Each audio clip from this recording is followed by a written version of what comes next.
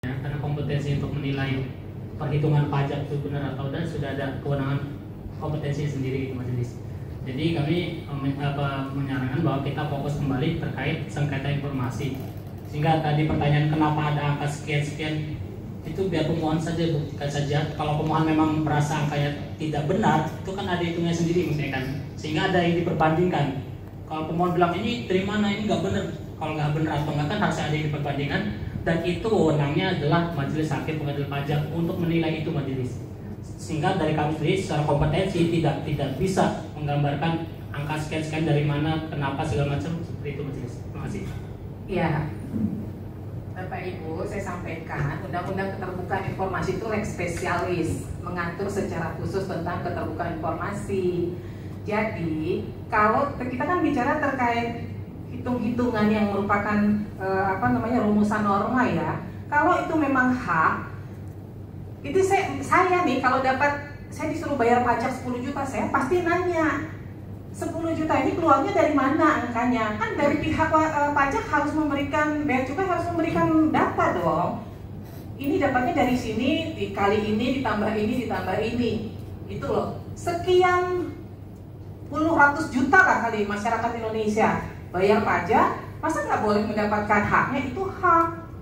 Nah tinggal kalau dari pihak termohon mengatakan ini nggak diatur nih di dalam peraturan kepala pajak atau peraturan-peraturan lainnya, silahkan. Nggak diatur tuh ada dua kemungkinan, bisa diakses atau tidak bisa diakses.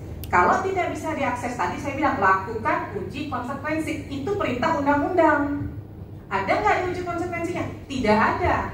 Ternyata boleh di hasil uji konsekuensinya diberikan kepada pihak yang berkepentingan, titik. Berarti sudah titik sampai di situ. Jangan diperpanjang lagi, karena di sini kan yang diminta hanya dua, rumusan norma. Tadi terkait dasar hukum sudah dinyatakan terbuka tentang rumusan norma.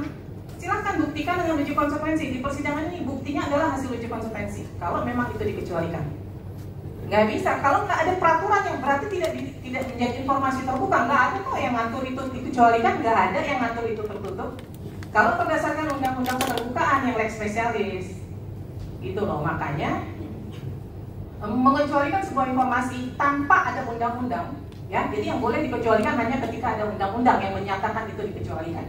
Tanpa adanya undang-undang, hanya berdasarkan peraturan, itu wajib dilakukan uji konsekuensi. Selama tidak ada uji konsekuensi, akhirnya ini menjadi informasi terbuka. Gitu.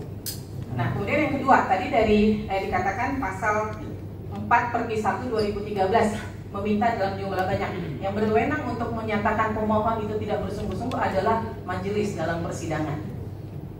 Gitu loh. Jadi badan publik tidak boleh menyatakan ini pemohonnya nggak punya niat baik nih, nggak bersungguh-sungguh nih. Jadi mintanya dalam jumlah banyak nih, sehingga kami tidak akan merespon atau menjawab, nggak bisa.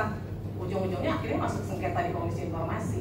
Kami yang akan menilai, kami yang akan melakukan uji publik sejauh mana informasi itu dibutuhkan oleh pemohon, sejauh mana kemudian informasi tersebut dimanfaatkan dengan tidak benar oleh pemohon. Itu menjadi kewenangan dari majelis, gitu loh. Ya, jadi itu yang menjadi catatan. Kemudian